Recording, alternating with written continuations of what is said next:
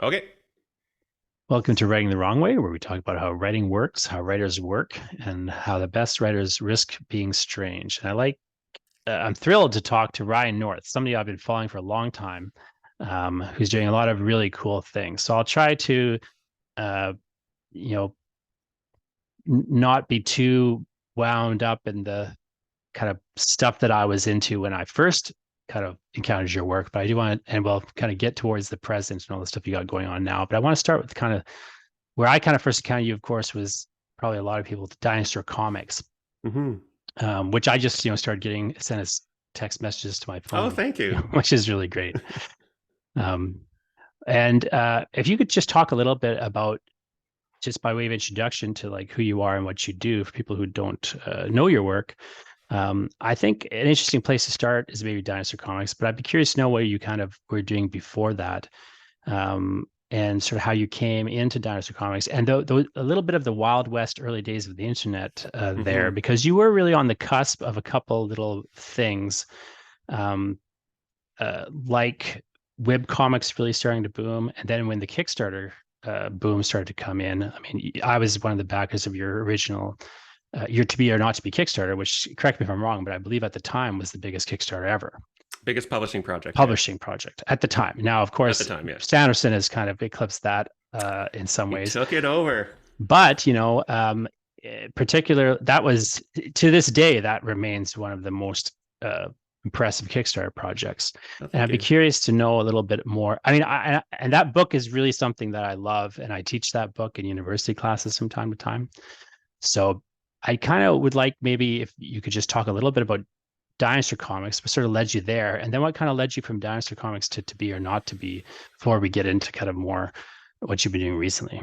Yeah, that's a big question. So, hi everyone, I'm Ryan. I'm a cartoonist and I got my start with a webcomic called Dinosaur Comics, and that is a comic where it is the same pictures, the same six panels every day, and I just change the words. And normally when I describe that, I say it's better than it sounds because it sounds horrible, but I put in different words. The strange secret origin is I wanted to be a cartoonist. I'd read a lot of indie comics. I didn't somehow realize that comic writer was a job. I thought you had to do it all. And so my hack was, okay, what if I just get these pictures once, this dinosaur clip art, and I'll reuse it and I don't have to draw. And perhaps surprisingly, that worked out pretty well. And so I kept doing dinosaur comics. I did this in my last year of undergrad, did it through my grad degree. And then when I graduated, I had a choice between getting a real job, being a computational linguist, or being a cartoonist. And to become a full time web cartoonist, all I had to do was fail to get a job, and that was really easy to do. So I sort of slid into it really nicely. No quitting your day job moment. And it's funny you mentioned Dinosaur Comics starting at this really important time in webcomics, because when I started in 2003, people were already saying, oh, if you want to start a webcomic, you should have started in 1997 with Penny Arcade. That's when the real sweet spot was. But the internet has obviously changed since then. People don't really visit websites anymore. They visit one of five websites filled with screenshots of the other four websites. And we all talk less about comics and songs and music and more about content. That's a fungible thing that fills an empty vessel. And it really, I pull my hair out about it. But I kept doing the webcomic. And then at a certain point, I had written a choose your own adventure version, choose your own path version of Shakespeare, and put that on Kickstarter. And as you say, it did really well. We raised $580,000, which is much more than I expected. We passed our goal in under an hour. It helped that it was a book with illustrations of every ending. So when you lose at the book, which you can in a choose your own path book, instead of feeling like you just lost at reading, you unlock an art gallery. You actually won something. And that helped, I think, propel the Kickstarter initially. And then it sort of became this wonderful little thing where it kept getting bigger and bigger and bigger. And we kept making the book better and better and better until I ran out of things to do and said, if this reaches 500,000, I will blow up my head. Oh, no, I'll literally explode. And then we passed it. And so I had to figure a way to get out of that. And so we 3D printed my head and made a dry ice bomb and blew it up, which I think might be illegal. So don't do that at home.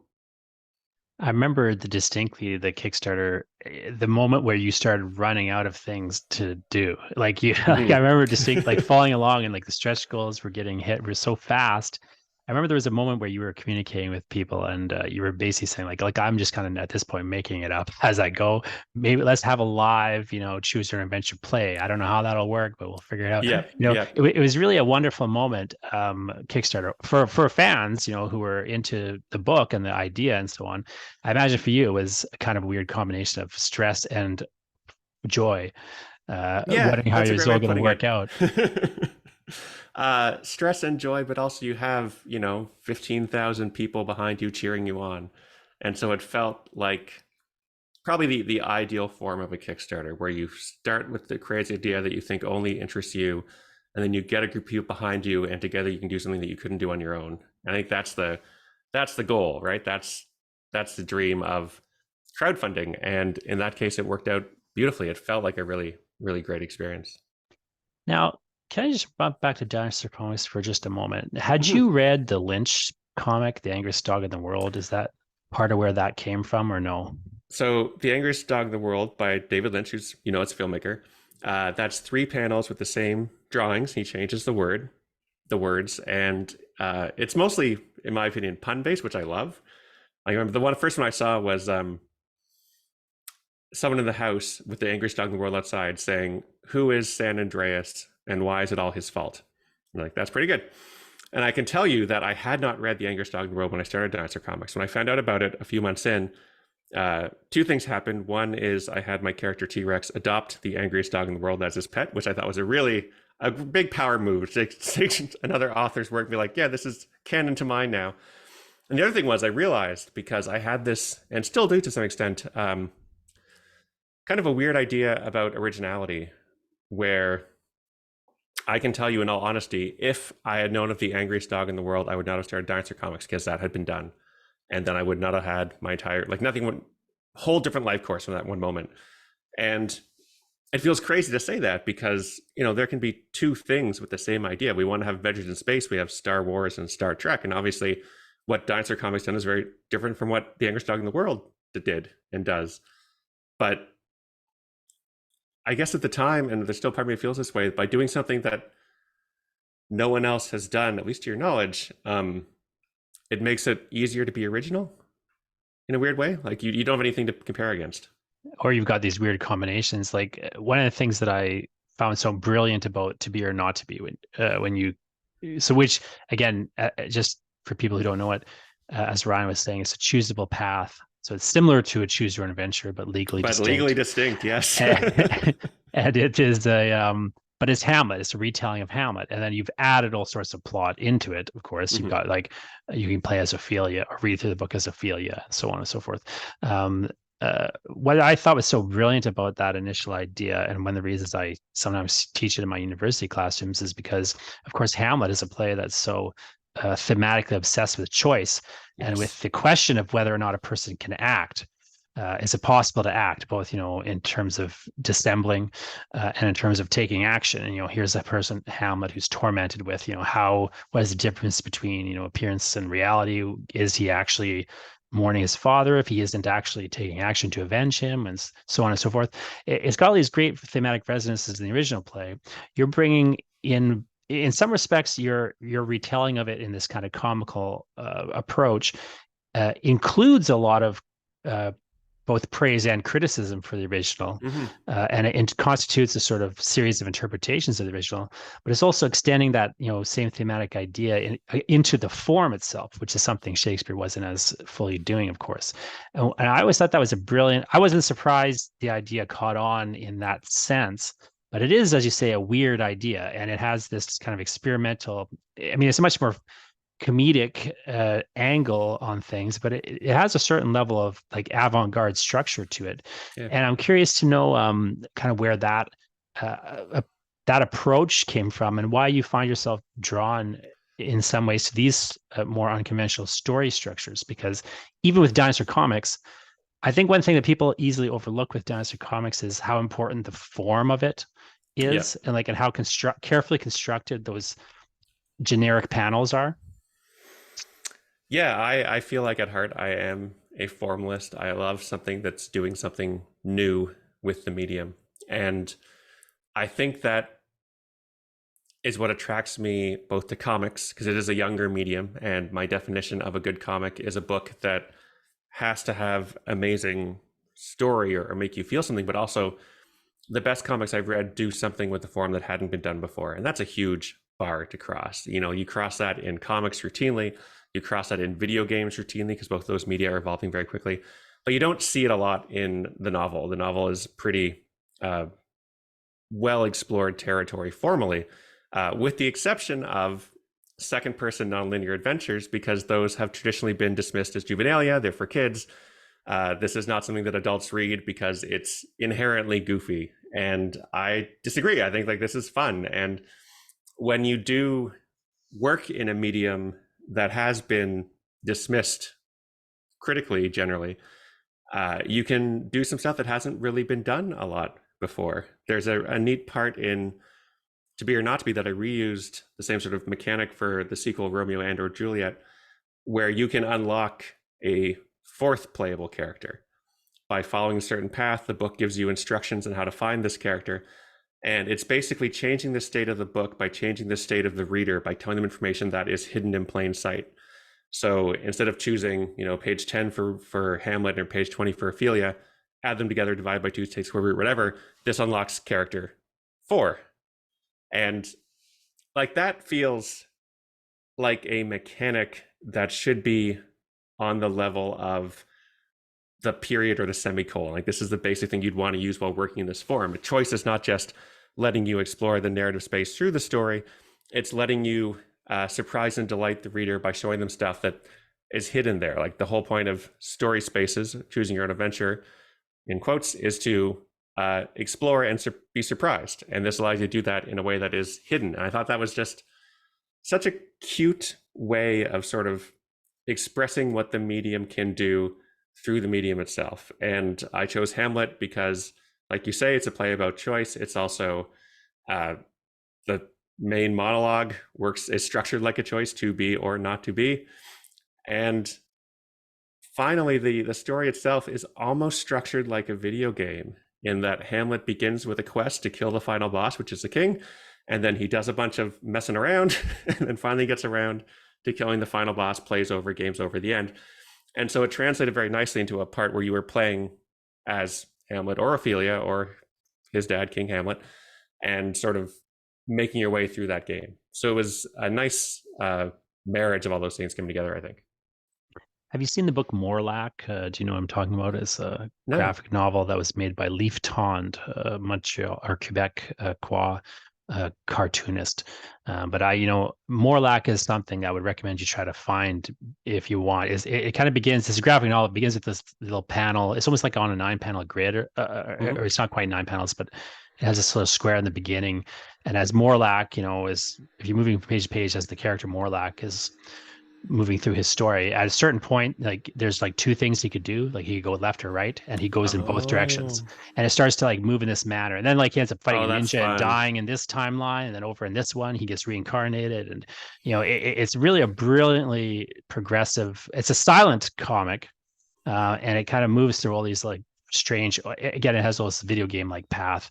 Yeah, what I always think think of, you can see both the choices at once because they're both there on the page. Exactly. And then he starts to use like the actual geography of like where these things would line up from page to page in interesting ways. Like Gorgeous. one Love it. person moves. Yeah. At one point they start like overlapping, like one character will go into the next panel, and then now there's 2 of them in the same place, and then they have to have a doubles battle, Love it. Love it. Yeah, it's a really brilliant little thing. I was really taken at the time because I think at the time also that book was coming out. People may not remember, but I was doing a PhD around this time, and the sexy thing in like literary studies, it was intertexts, and these idea of electronic texts are going to unlock all these different path adventures, and right. The kind of book will become nonlinear in many respects. Now, we didn't really see it unfold in that way quite as much as was predicted. With a few exceptions, like some of the work that you were doing, it didn't tend to work that well. Mm-hmm. You, I thought, were actually a person who I thought was interestingly putting in a lot of the work that my, peers in the experimental literary world didn't seem willing to put in to actually make their own ideas evolve like in the way that they wanted them to. So I always Yeah, thought it was a there's really interesting, weird development. yeah, I think there's a distinction between it's almost like a proof of concept and a work of art that fits there. Because I also pay very close attention to that, to comics in hyperspace and the directions that online comics could go in.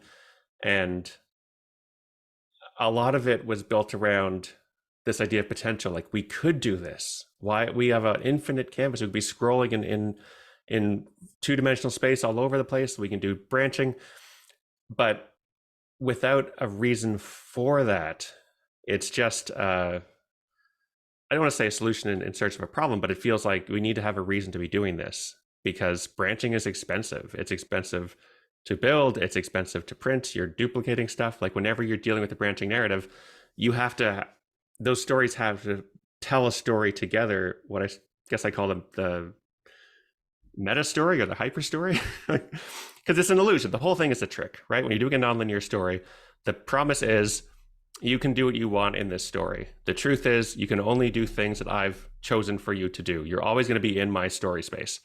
And so your role as the author is to make sure that all of that story space is worthwhile because someone's going to be going through it. It can't just be a throwaway choice. So you're writing an awful lot to make a volume that feels like it lives up to the promise of what it says it can do. You have to follow the reader, but also it has to be worthwhile. It can't just be random. Otherwise, it's just, why am I reading this? It's just a bunch of stuff that happens. My first book was a choosable path poetry book in which the kind of concept of the book was that machines have changed what it means to be human, and here's a bunch of poetic statements about this, and each line of the poems links numerically to another poem and so forth. So I had, so even in a slim volume of like 50, 60 pages, I found it incredibly difficult to write that book. I'm mapping it through and I'm starting to You have to think keep of it like, well, all in okay, your head. yeah. And then I'm laying out sheets of paper on the ground. I'm doing this very small scale too. And then of course I started to think about like, well, how would they break it? How I could ever reward them for breaking it. The way I structured it, there are pages you would never read if you followed the path. And there's also, you would never finish. There's no terminal position. Right. But even like something as simple as what I was doing, I mean, I think I was at the time was getting more credit than I think I should have in some ways for how difficult it really was. But even so, it was quite difficult. And I remember you setting these updates at one point during the Kickstarter, the development of that book. I remember you basically explaining at some point in these emails, like, okay, this is a lot harder than I thought it was going to be. And, here's some of the Sounds problems like I'm getting something I would into. say. Yeah. But it was, it turned out excellently. So how did that kind of move you towards comics? Because, I mean, up to that point, yes, you've done web comics, but really it was a very text-based, you're swapping out the text every week, like what Yeah, you're writing writer after heavy. mm-hmm. And so on one hand, yes, you're working comics, but on the other hand, is very, uh, it's not a traditional comics in most respects. Yeah. And then when you move into the Kickstarter success, I mean, what you had then, you're in a, yes, you've got these illustrated aspects of the book, but you're really in a prose work. And then after that point, you had done a number of anthology. You were involved in the Machine of Death anthology, and there was other prose projects that you were Yep. involved in, and which you still do. You've got nonfiction. You've got a really interesting approach to nonfiction, which might be worth getting into a little bit. But I'm curious to know like how you ended up kind of moving more fully into sort of traditional comics and working at Marvel as Yeah. well as So independently. yeah. So I love comics. I love prose. My nonfiction, like How to Take Over the World, How to Invent Everything. They're both these non-fictional cores around a candy-coated fictional outer thing. Like How to Invent Everything, the idea is you've gone back and past, your time machine's broken. How do you rebuild civilization? Here's a manual to do that. So it sort of motivates the nonfiction. But to get into comics, I've been asked this question before. People usually it's like, I want to break into comics. How do you get a job at Marvel? And my way is really slow. What I did was I did Dinosaur Comics for myself for 10 years, and I still do today. Like it's been 20 years last month, but around 10 years in, I thought I was just doing my funny talking dinosaur comic. And what I didn't realize was it kind of functioned as this resume. It's like, here's a guy who can meet a deadline, even a self-imposed deadline. Those are the hardest. Here's the kinds of jokes he likes. Here's his sense of humor. All the stuff you can get from just putting your work online. And after a decade, one of my readers, Shannon Waters, it turns out, had gotten a job at a comic book company called Boom, and they wanted someone to write the Adventure Time comic. And she said, why don't I email the Dinosaur Comics guy and see if he's interested? And so my career owes itself to me writing back that email and saying, yes, I would like to write an Adventure Time comic. I love the show. And there's a direct line between that and my editor at Marvel, Will Moss, reading the comic and thinking, this guy's interesting. I gave him a talk about Squirrel Girl.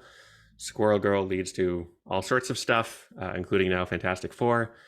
But it's all a path with like a direct chain of breadcrumbs to me putting up talking dinosaurs with the same 6 pictures where the pictures don't change, but the words do.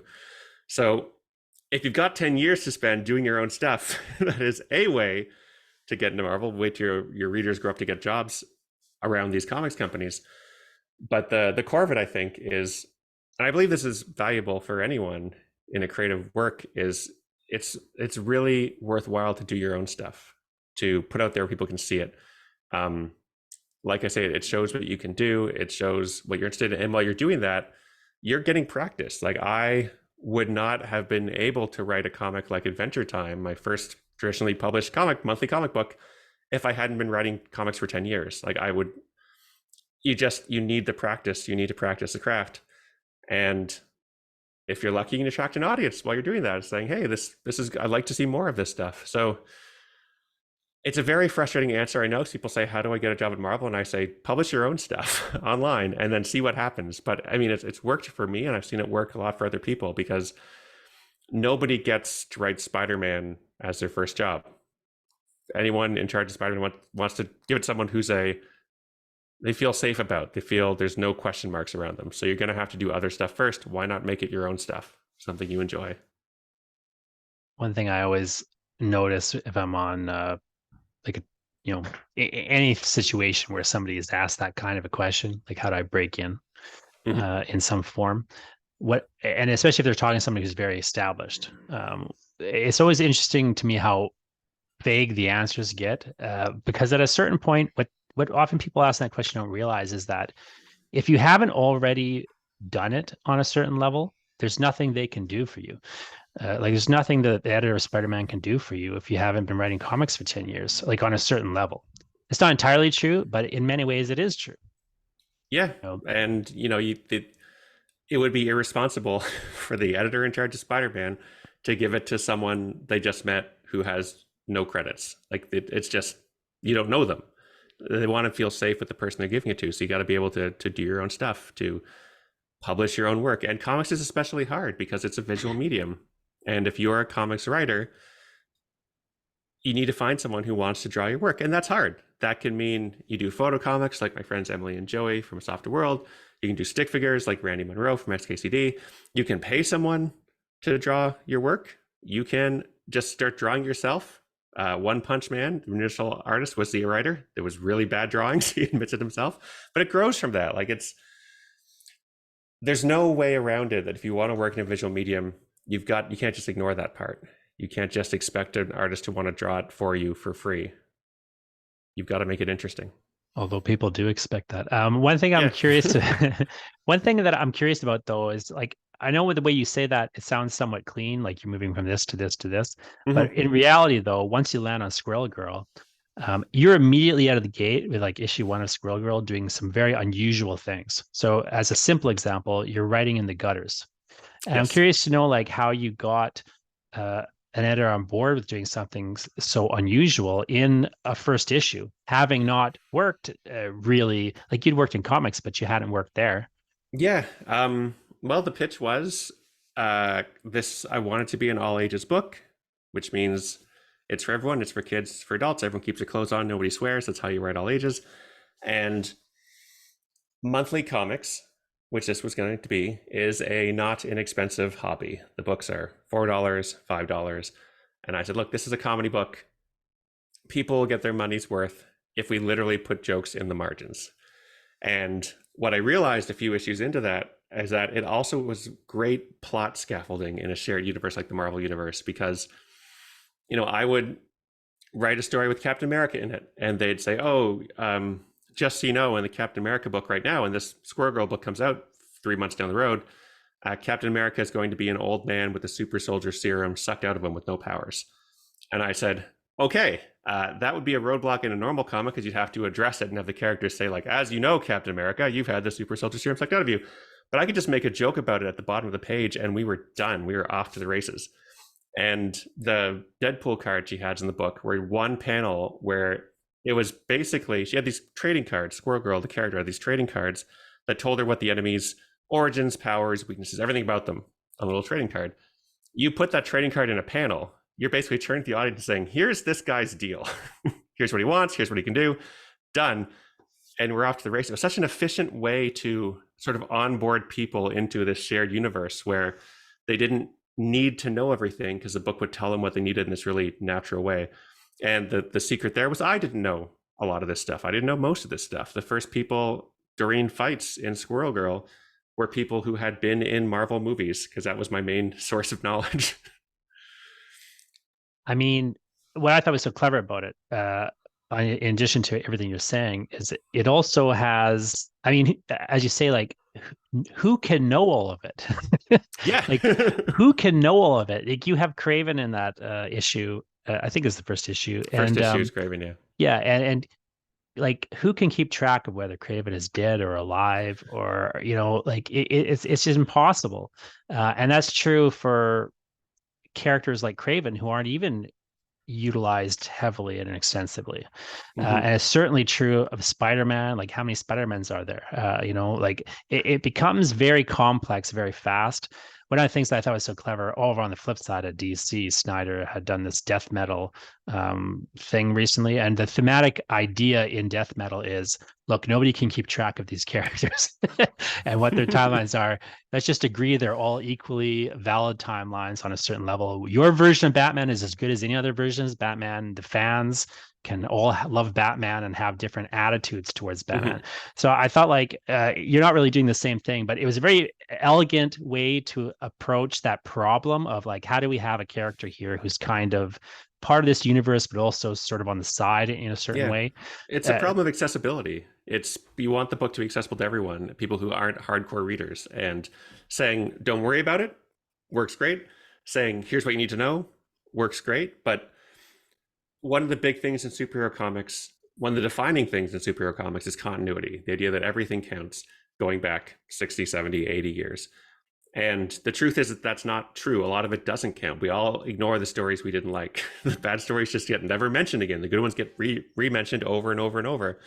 And so there's this fuzzy idea of what's real and what's not based on what's popular. That's always changing. It changes over time. And no one can keep track of that. So you have to find a way around it. Although there's one person, Douglas Woke, wrote a book called All the Marvels, where he read every single Marvel comic from Fantastic Four #1 all the way forward. And he wrote a book about doing that, and it's an incredible book. Where it's like, this is a story. This is one story being told over years by multiple authors. Here's how it turned out. It's really neat. The other thing I thought was just simply a clever approach with those gutter things is it is almost the reverse, or the kind of interesting comedic complement to the thing that the editors will often do in Marvel and DC, notes, like the star, the editor's notes. I thought that so it's almost like, it's not an editor's note, but it has like almost a joke inversion function, like expanding the editor's note into the narrative in a weird sort of interesting way. Yeah. Because there is that meta break that is normal in comics, where you just kind of break out of the story and the editor tells you in a little jokey manner, like, oh, you should check out this other issue, Smiling Stan Lee says, check out Fantastic Four #3 for the answer to that. Yeah, and functionally, structurally, it gave me another voice. You have the voice of the characters in the story, and they never broke the fourth wall. And then you have this voice underneath the comics that could sometimes be the main characters. It was sometimes Doreen's inner monologue, or it could just be me telling you a funny story about the creation of this page, or some third-party narrator. It could be anything. And it gave you this option as a writer that I wouldn't get inside the story itself. Now, one of the things you've got out or coming out, I forget exactly where it's located, is the Squirrel Girl omnibus. Came So out this week, yeah. yeah. So when we're talking, it's this week. By the time you hear this, it'll be out and ready to go. If it hasn't sold out, I guess you've got the. But it's like you've done over 1,000 pages of Squirrel Girl at this point. Uh, 1,616 pages how does in that that book. feel? I mean, it's good. It took 5 years to write it all, so it took a while. Um, it's interesting. It is a brick of a book. It's like you could seriously hurt someone with it. And my experience flipping through the book is remembering what it was like to make those pages, the stories, where my life was like back then. So I have a very different experience from someone reading it, but even flipping through it gives you the sense of this is one story told over a long period of time, just like the Marvel Universe. And we were lucky in that usually creative teams on books don't last that long. They don't last 5 years. You'll have maybe a writer stick along, but the artist will change very often or whatever. But we got to keep it with just me and Erica, and then me and Derek. And Rico was the colorist the whole time. And it feels a lot like it is this cohesive narrative. You meet Doreen going into her first year undergrad. You leave with her finishing up her second year undergrad. The relationships develop over time. I'm so pleased that it reads as one narrative and not just a collection of short stories. Sure. I think what's interesting also with Squirrel Girl is that it is a book that thematically, I think, is on some level about the Marvel universe. Like it has a sort of this weird meta position. Squirrel Girl as a character has a sort of interesting meta position as sort of this superhero that in a certain sense is ridiculous beyond the normal ridiculousness of Marvel superheroes. And in a certain sense is incorporated fully into this universe and yet is a sort of in some ways outside of the universe.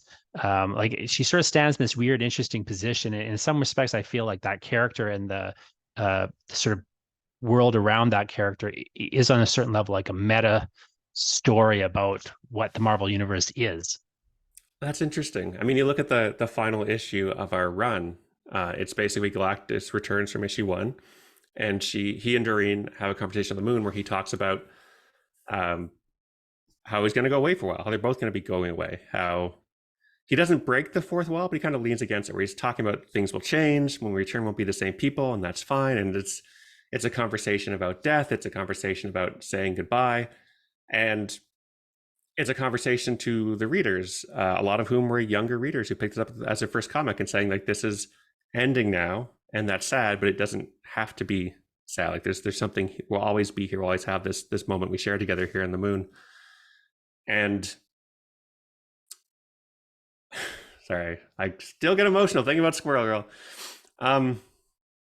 It was nice that you could bring in this character of effectively space god Galactus and say like, let's have a conversation about what it means to say goodbye to each other. And most superhero comics don't do that, don't get to do that. That was part of what made Doreen Green Squirrel Girl special, is that I decided she is going to be this clever young woman. And if she is a clever young woman who's smart and empathic and knows her stuff, then when she sees a bad guy, is the best use of her powers to punch them until they stop doing crime? That doesn't seem like that'll be her first stop.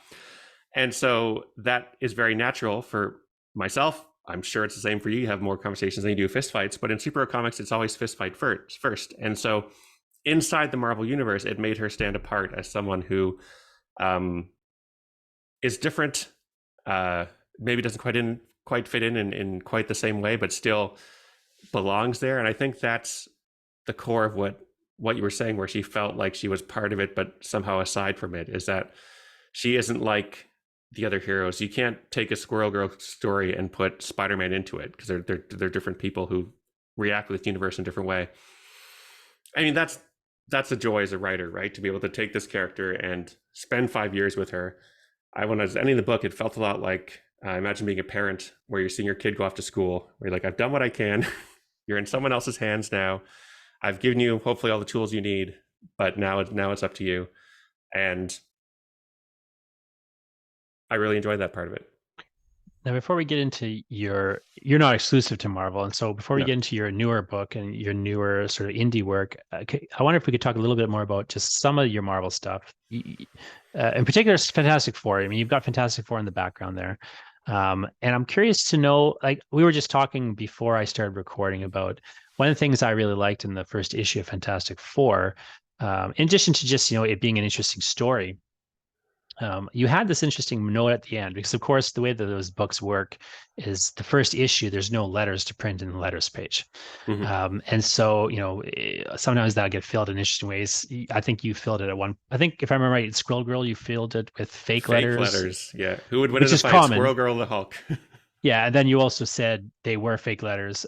Sometimes I'm sure they're fake in other books without them telling you. But in Fantastic Four, you did something a little unusual, which was you talked a little bit about your sort of core ideas from the sort of pitch that you had about your take on Fantastic Four. And I thought that was a really interesting way of kind of getting behind the curtain a little bit, and sort of in a way laying your gauntlet down. Yeah, Fantastic Four is a interesting book because it has been running almost without interruption since the 60s, and it was crown jewel of Marvel's publishing at one point. And there are people alive today who have been reading that book since the 60s. And so with Squirrel Girl, I could show up and say, hey, here's a newish character. Here's our fresh take. Get in on the ground floor, everyone. This is a new thing. Get excited. With Fantastic Four, like, there's no way I'm going to show up some guy who is younger than the characters themselves in terms of how long they've been published and saying, hey, I'm the new guy. Everyone get on board what I want to do. Like it would just be disrespectful. And so I thought the best way to approach it was to be like, Fantastic Four are great. There's nothing wrong with these characters. They're terrific, fantastic even. And here's how I want to approach them. It's kind of calling your shot, kind of saying, these are the kind of stories I want to tell. And I think they fit nicely within who the Fantastic Four are. Every time you have a new writer in a book, the flavor of it changes slightly. Are they going to be doing a relationship soap opera? Are they going to be doing cosmic fate of the multiverse stories? I said, I want to do character focused, smaller stories. I want it to be four weirdos who roll into town and solve a problem for someone. Kind of like original series Star Trek. That's sort of like, there's a mystery. Let's solve it. Let's spread good.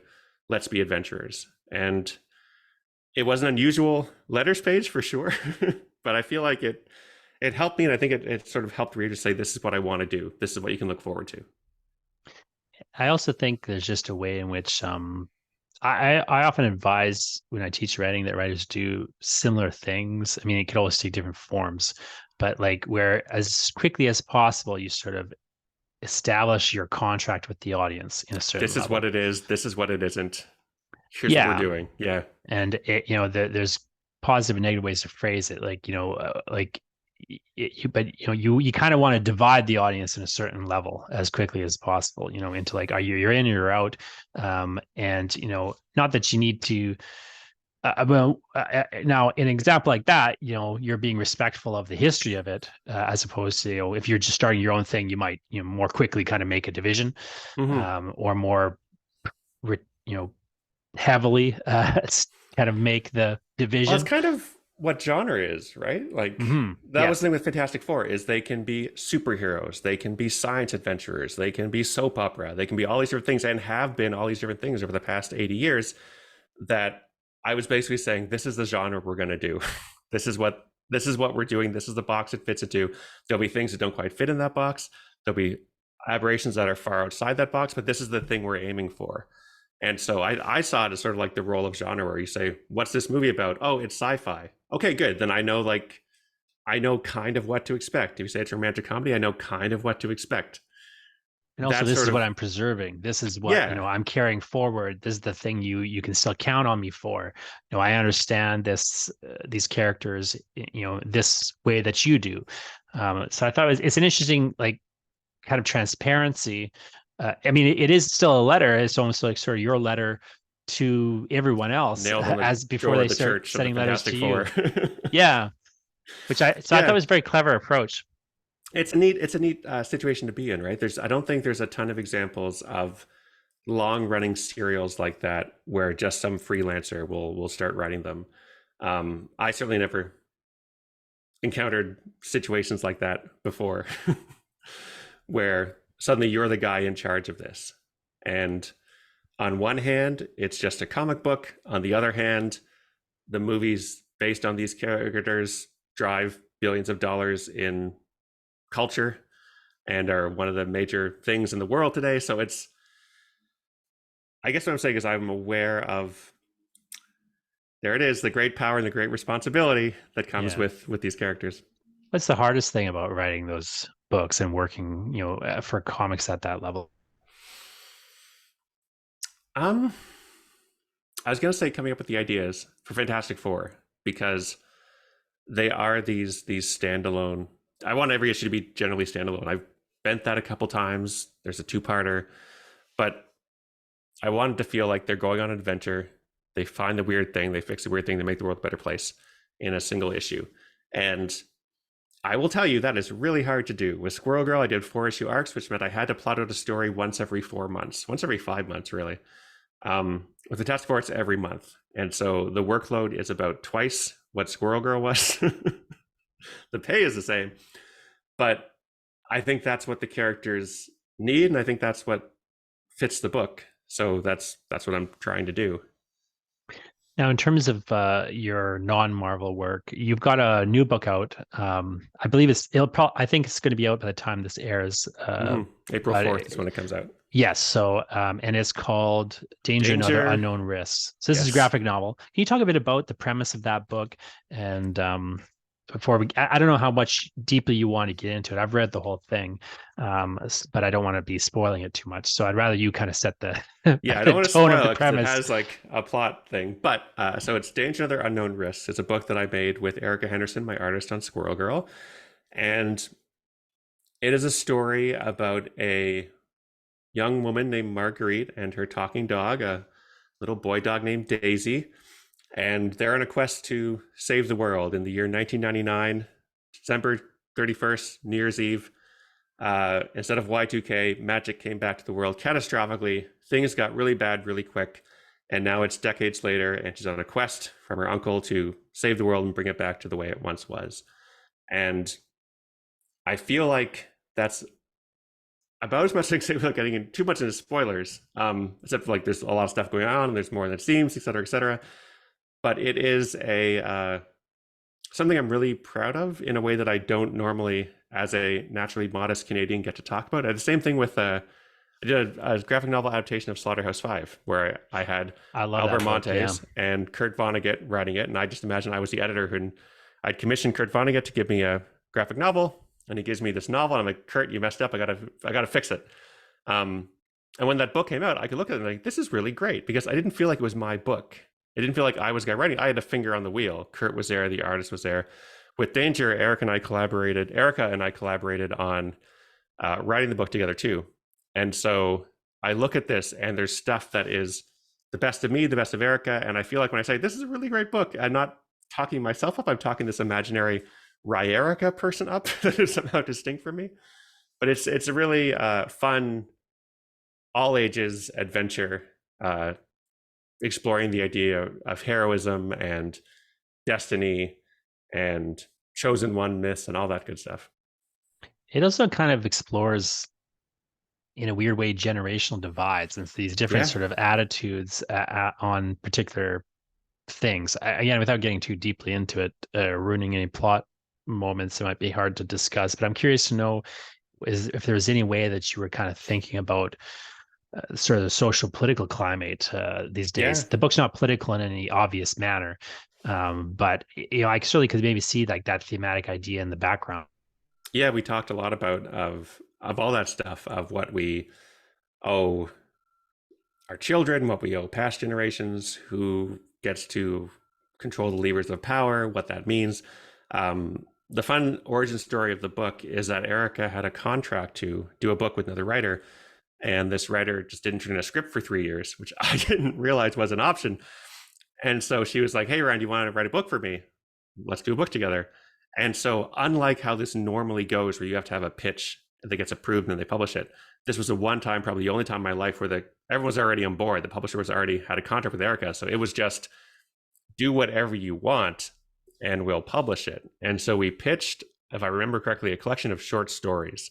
And they said, sure, sounds great. After like a half-hour Zoom call, we went off and just talked about what interested us and what we liked. And Erica reminded me that every sort of premise she pitched, I would say yes, and there is a talking dog as a joke, as a fun bit we were doing.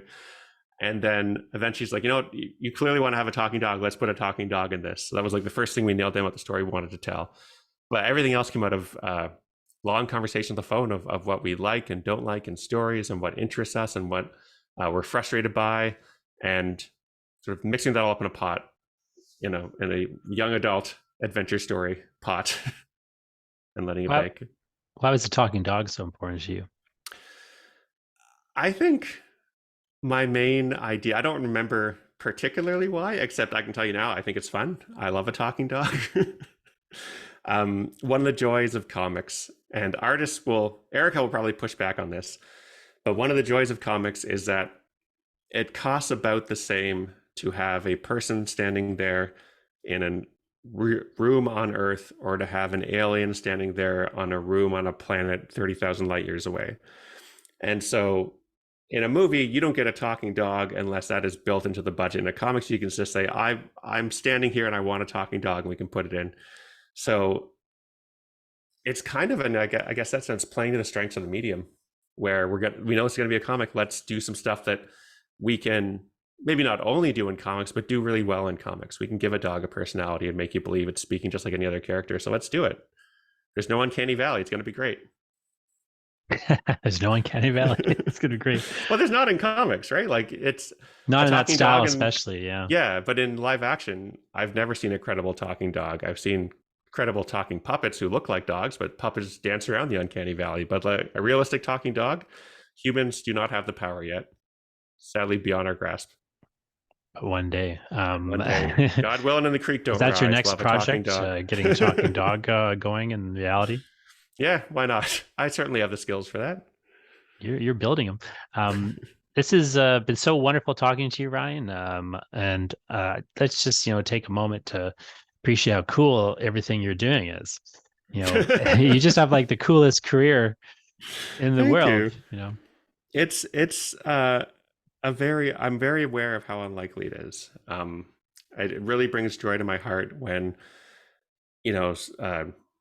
Danger comes out, or Fantastic Four comes out, or even Squirrel Girl comes out, and people say, "Oh, is that the Dinosaur Comics guy? The Dinosaur Comics guy is already Fantastic Four? Like, what? How? What happens here?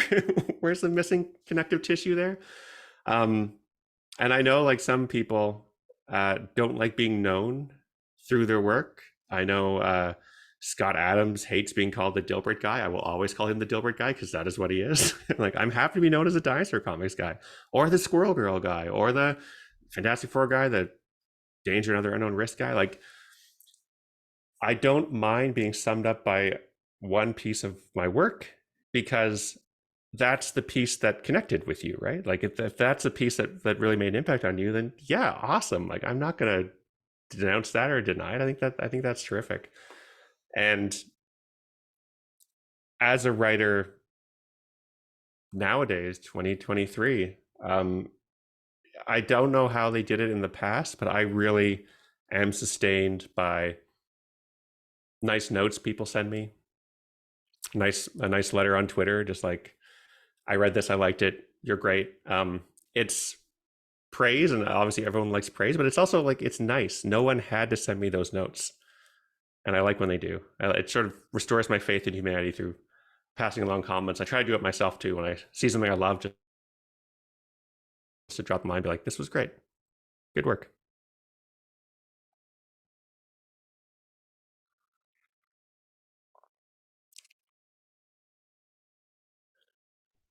My mic was screwing up there. Thanks so much for talking to me, Ryan. And where can people go to find, what's the best place to kind of find out what you're up to these days? Yeah, if you go to ryannorth.ca, because I'm Canadian, I have my own little personal website there with a link to, I think, everything I've written, going all the way back to my master's, to my undergrad honors thesis. So including comics, I have this great flex where it's like, besides science fiction, I've written actual science. Here's some research papers I'm credited on. So ryannorth.ca, and you can find me on Twitter at RyanQNorth for as long as Twitter lasts. For the next few weeks. The next few weeks at least. Yeah. Thanks again so much for talking to me, and My keep pleasure. writing the wrong way.